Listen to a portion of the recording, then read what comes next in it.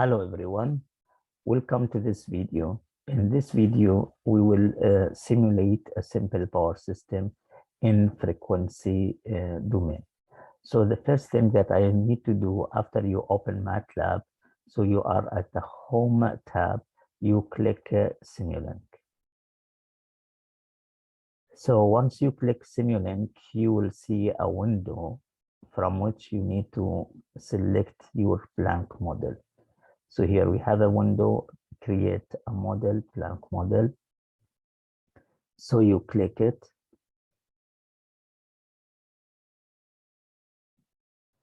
It takes a few seconds in order to open the model. So in this model, this video, we will solve a problem in a frequency domain, representations for the currents and the voltages. So you can easily have the values, the magnitudes or RMS values of the voltages and currents with their angles. So you can draw the phasor diagram. Okay, so this is our model. And here we need to create our model. So either you go through the window, through the library. So here we have the library browser. You select Simscape. So you select Simscape here, double click, then electrical, double click, then specialized power systems, double click, then for example to the sources, and you do click. And I need the AC voltage source, so you can drag it and drop it in the model. So here we have the AC voltage source. Or if you know the name or part of the name of the component that you need, so you can just do a double click anywhere in the system, in the model, and type the name. So I will start with the Power GUI block, which is necessary in order to perform any model.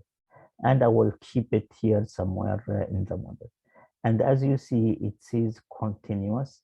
So I will double click here, and then I will change the simulation type to phasor. The frequency is by default 60 Hertz, and I will keep it 60 Hertz for this model. So I will do apply and OK. So as you see here, we have now phasor and 60 Hertz. So we will solve this system in frequency domain, and the phasor of this system is 60 Hertz. Okay, now I want to, so this will simulate the generator. Now I want to simulate the transmission line. So the transmission line, I can simulate it by RL branch. So what I need to have is a series RLC branch. So here is let's series RLC branch. So I will select it. I will do a double click, and then I will change the branch type to RL. Now you give the resistance of the transmission line, and for this transmission line, I will suggest 0.18. And then you need to give the inductance in Henry for this transmission line. So this transmission line has an inductive reactance that is 0.24. But this is an inductive reactance in ohms. And here, as you see, you need to plug in the value in Henry.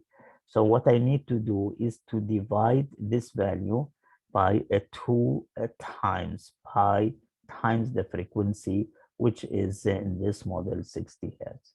So now what I'm doing is I'm dividing the inductive reactance by omega, where omega is 2 pi f, and then this will be the value of the inductance in Henry. So I will do apply, and I will do OK. So now, as you see that I have the transmission line models in this way. Again, I want to model the load, and the load here is an RL load. So again, I want to have one RLC branch, series 1, and I will do double click again, select the branch type to be inductive resistive, and then the resistance for this load is 4 ohm, and the inductance for this ohm should be calculated. I know the inductive reactance, which is a 3 ohm. So what I need to do is to divide this 3 ohm by 2 pi f, and the frequency here is 60 hertz. So now I'm dividing the inductive reactance, which is 3 ohms, by 2 by f. So 2 by f is omega, and f is the frequency. So, and this will be the inductance in Henry. So what I need to do is apply and then okay. I want to rotate this block by 90 degrees in the clockwise direction.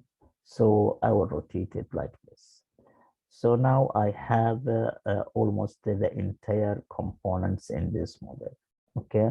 So what I need to do is to build the model and to see how we can calculate the power loss in the transmission line and the voltage drop across the transmission line in frequency domain.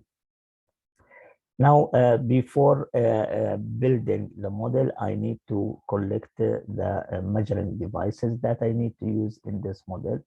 So I need some measuring devices. So I'm typing the first words of the word measurement. So I need to have voltage measurement, one voltage measurement. I need to have another measurement device, which is the current measurement.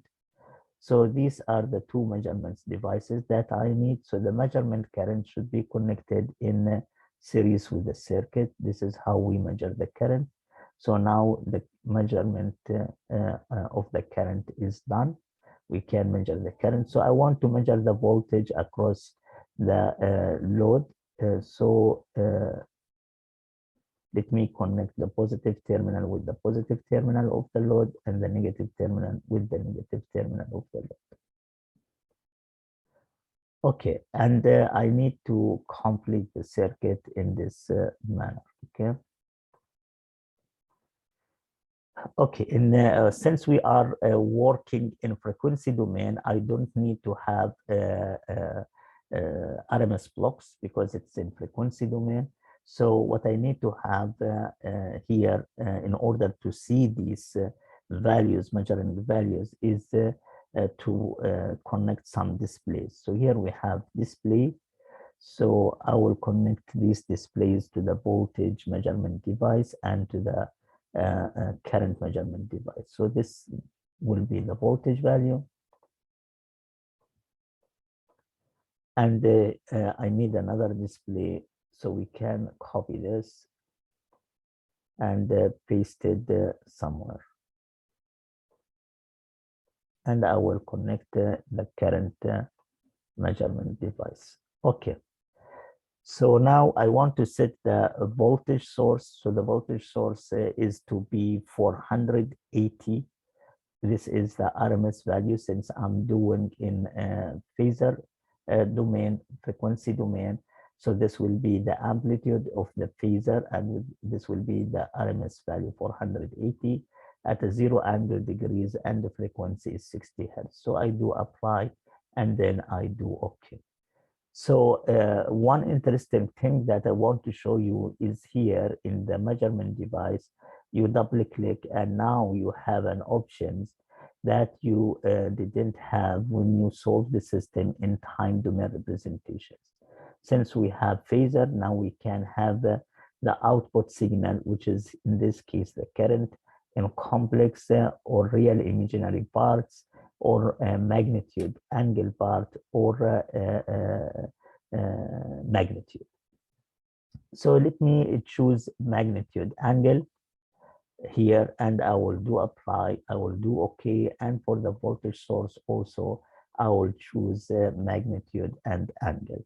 I will do apply, I will do okay. And now let's run the circuit. I will select a stop time to be 1 second, and then I want to run the circuit to see whether it works or not. So it seems that we don't have any errors. So what we have here, we have here, as you see, two values. So I need to expand the display a little bit so I can see the two values. So what we have here, we have the current is calculated to be 90.76 amperes with an angle negative 37.78. So the second number here is the angle in degrees. The first number is the amplitude of the phasor, which is the current in this case.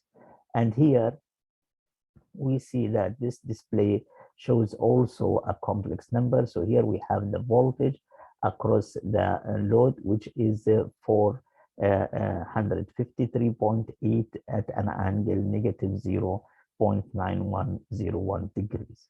So as you see, here is the voltage across the load. So let me label this measuring device, and I will say that it is the source or the load voltage. So this label is the load voltage, and here I will say the line current.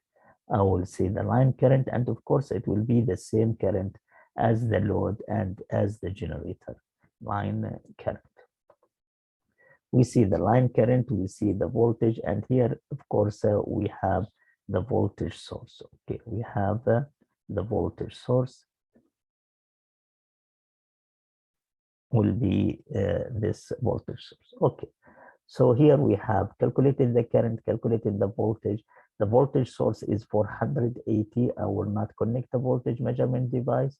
So, and the difference between the two magnitudes, 480 minus 453.8, will be the approximate voltage drop across this transmission line.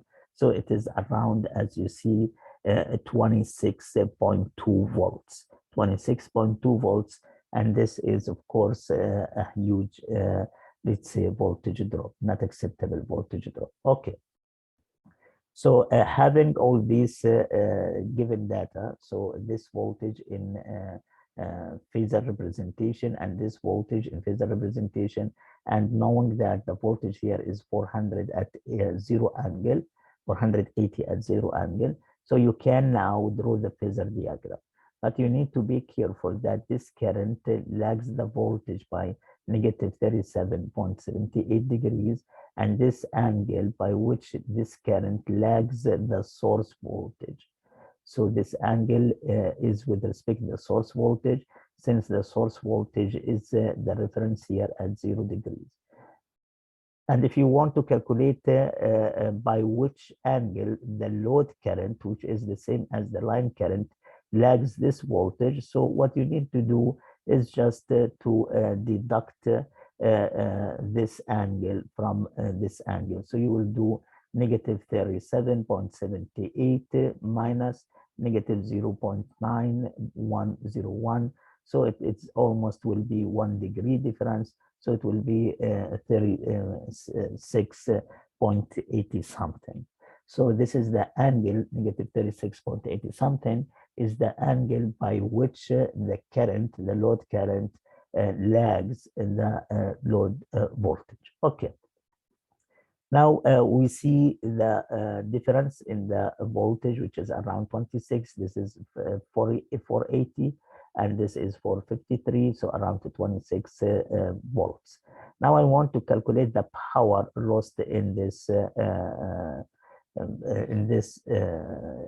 load transmission line, and we know that the transmission line is given to be 0.18 plus 0.24 ohms.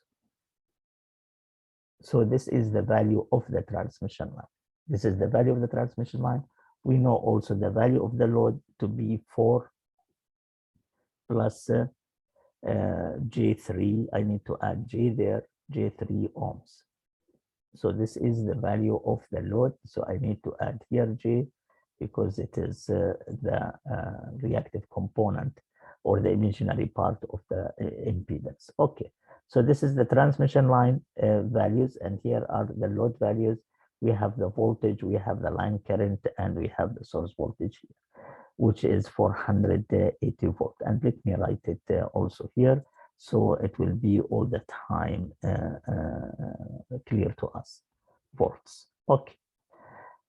Now what I need to do is to calculate the lost power in this transmission line. And as you know, the lost power in this resistance can be calculated by multiplying the RMS value of the current through this resistor, which is 90.76, by the voltage across it, which I don't know, or by dividing the voltage across the resistor, which I don't square by its resistance. And again, I don't know the voltage square, and or by multiplying the magnitude of the current square by the resistance value. And this is actually the easiest way to do. So what I want to do now is to change this current source output signal to be only the magnitude, and apply OK. So now I will have only the magnitude. Now I have only the magnitude. Okay, now I can square the magnitude and multiply it by 0.18. So in order to square this magnitude, I need to bring a block which is square. So this square block, as we see, has one input and one output. So what I will do, I will take the signal from the current. So now the input is 90.76 and the output should be this current square, And then the output, which is the current square, I need to multiply it by 0.18. So what I need to bring, I want to bring a block which is equal, which is constant. And now I will multiply the constant value with the square of the current. The constant value should be the resistance value. So I do double click and I do here 0.18 ohms. So this is the constant value. And now if you multiply the current square by the resistance, you will have the power lost in this transmission line. So in order to do this multiplication, I need a product block. So here I have a product block. Now I will multiply the square of the current by the resistance value, and the output should be the lost power, because the lost power is I square R. So what I need now is to have a display block. And here is the display block. So we need to connect this display block so we can see what is the output here. And the output here should be the P loss. So the lost power, and let me write P in capital letter, L in capital letter, so it will be measured in watts. Okay, so let's see what we have here. This will be the line current in amperes. So let me type A here, and this will be the voltage in volts. Let me type V here. Okay, so now I want to run the circuit again, and what I see is the lost power here is 1483 watts, which is the magnitude of this current square times the resistance, which is 0.18 ohms, and this will be the lost power. So here we have a complete model.